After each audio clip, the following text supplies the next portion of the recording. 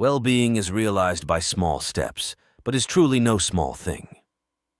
Happiness is a good flow of life, better to trip with the feet than with the tongue.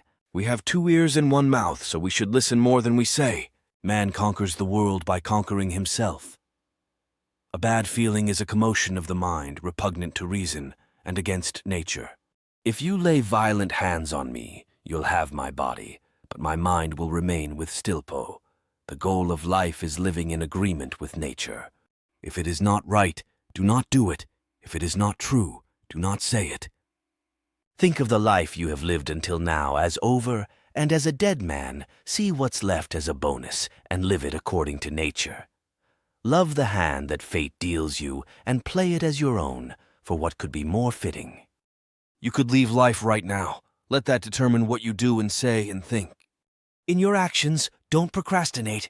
In your conversations, don't confuse. In your thoughts, don't wander. In your soul, don't be passive or aggressive. In your life, don't be all about business.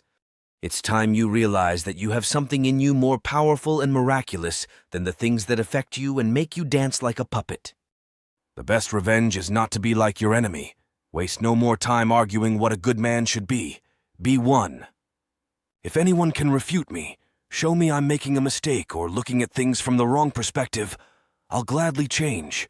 It's the truth I'm after, and the truth never harmed anyone. Choose not to be harmed, and you won't feel harmed. Don't feel harmed, and you haven't been. Be tolerant with others and strict with yourself. It never ceases to amaze me.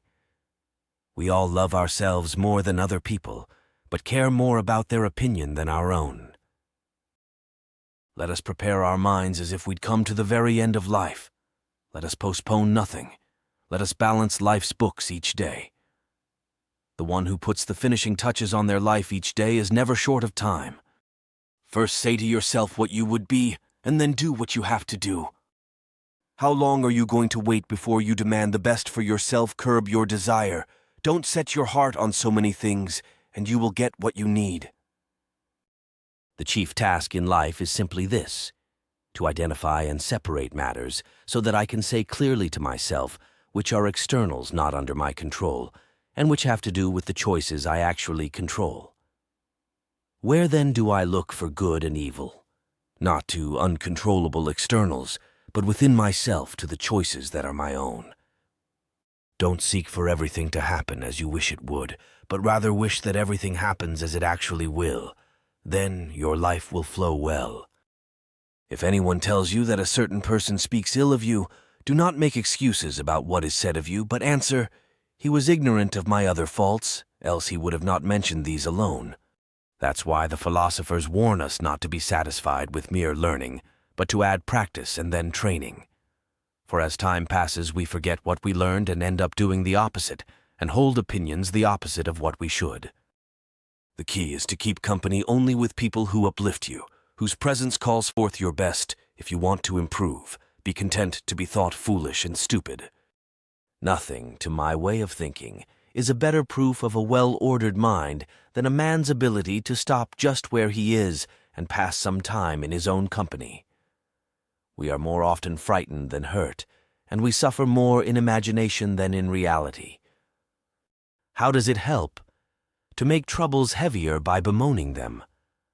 No person has the power to have everything they want, but it is in their power not to want what they don't have, and to cheerfully put to good use what they do have. He who fears death will never do anything worthy of a man who is alive. I judge you unfortunate because you have never lived through misfortune. You have passed through life without an opponent. No one can ever know what you are capable of, not even you. Life is very short and anxious for those who forget the past, neglect the present, and fear the future. People are frugal in guarding their personal property, but as soon as it comes to squandering time, they are most wasteful of the one thing in which it is right to be stingy.